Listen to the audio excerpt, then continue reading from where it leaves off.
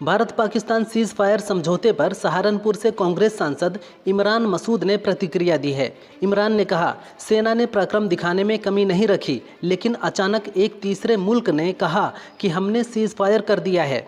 हमें बाहर से पता चला कि सीज फायर हुआ है। पूरा देश जानना चाहता है कि पहलगाम के कातिल कहाँ हैं। देश को पता चलना चाहिए कि क्या हुआ। हम तीसरे देश की मध्यस्थता क्यों स्वीकार करेंगे। सीज फायर के ऐलान के बाद भी भारत और पाकिस्तान के बीच तनाव बना हुआ है।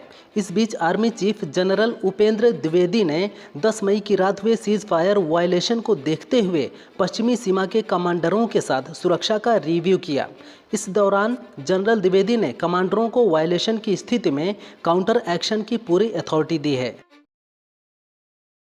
पाकिस्तान से तनाव के बीच भारत ने अपना रुख साफ कर दिया है। सूत्रों के मुताबिक भारत ने साफ कह दिया है कि हम पाकिस्तान से सिर्फ POK की वापसी पर बात करेंगे।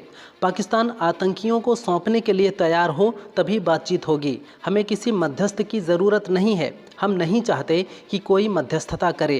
पाकिस्तान से MEA या NSA लेवल की बातचीत नहीं होगी। सीमा पार से आतंकवाद रुकने तक सिंधु जल समझौता रद्द रहेगा। सीएम योगी ने ब्रह्मोस मिसाइल यूनिट के उद्घाटन कार्यक्रम में कहा कि आपने ऑपरेशन सिंदूर के दौरान ब्रह्मोस मिसाइल के पराक्रम की एक झलक देखी होगी। अगर नहीं देखी तो पाकिस्तान के लोगों से ब्रह्मोस मिसाइल की ताकत के बारे में पूछिए। आतंकवाद कुत्ते की पूंछ की तरह है जो कभी सीधी नहीं होने वाली है। उन्होंने कहा कि पाक पर्यटकों को ताजमहल घुमाने वाले गाइड के बारे में भी जानकारी ली जा रही है। ऑपरेशन सिंदूर को लेकर सेना के DGMO lieutenant general Rajiv Ghai ने कहा, 10 मई को पाकिस्तान के DGMO ने बात करने की पेशकश की। 10 मई को दोपहर 3:35 पर पाक के DGMO से हॉटलाइन पर बात हुई। पाकिस्तान सीज फायर चाहता था। कल दोपहर 12 बजे फिर से पाक DGMO से बात होगी। सीज फायर का उल्लंघन करने पर तगड़ा जवाब देने के लिए खुली छूट मिली है। PSL में लाहौर कलंदर्स की ओर से खेलने वाले रिशाद हुसैन लीग स्थगित होने के बाद दुबई पहुंच गए हैं।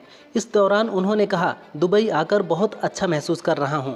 सैम बिलिंग्स, डेरिल मिचेल, कुशल परेरा, डेविड विजे और टॉम करन जैसे खिलाड़ी पूरी तरह से डरे हुए थे। डेरिल ने मुझसे कहा कि वह दोबारा कभी भी ऐसी स्थिति में पाकिस्तान नहीं जाएंगे। वहीं करन तो एयरपोर्ट पर घबराकर रोने लगे थे। अगले हफ्ते संयुक्त राष्ट्र सुरक्षा परिषद की प्रतिबंध समिति की मीटिंग होनी है। इस मीटिंग में शामिल होने के लिए भारत से एक टीम जाएगी। ये टीम आतंकवाद के मुद्दे पर पाकिस्तान का पर्दाफाश करेगी। भारत से ये दल पाकिस्तान द्वारा प्रायोजित आतंकवाद के सबूत अपने साथ लेकर जाएगा और मीटिंग में पहलगाम हमले में पाकिस्तान के शामिल होने का सबूत देगा। भारत के हाथों हर मोर्चे पर पिटने के बावजूद पाकिस्तानी सेना और सरकार जनता के सामने अपनी जीत का ढिंढोरा पीट रही है। इतना ही नहीं, PM शहबाज शरीफ ने पाकिस्तान की जीत पर पूरे देश में यौम तशक्कुर मनाने की घोषणा की थी। ऐसे में पाकिस्तान में जनता ने यौम तशक्कुर मनाया। ये एक उर्दू शब्द है जिसका अर्थ शुक्रिया का दिन होता है। भारत पाकिस्तान के बीच सीज फायर का ऐलान हो चुका है।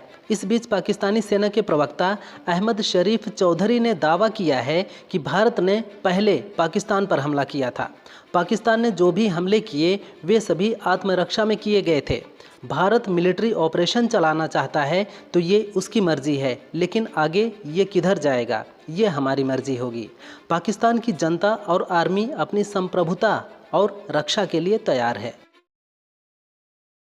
भारत पाकिस्तान तनाव को लेकर PM मोदी और अमेरिका के उपराष्ट्रपति JD वेंस के बीच बातचीत हुई थी। विदेश मंत्रालय से मिली जानकारी के मुताबिक 9 मई की रात PM मोदी ने वेंस से साफ कहा था कि अगर पाक हमला करेगा तो हम भीषण वार करेंगे। वहां से गोली चली तो यहां से गोला चलेगा। वहीं विदेश मंत्री S जयशंकर ने US के फॉरेन सेक्रेटरी से बात करते हुए कहा था कि भारत के जवाबी एक्शन से पाकिस्तान का बुरा हाल होगा।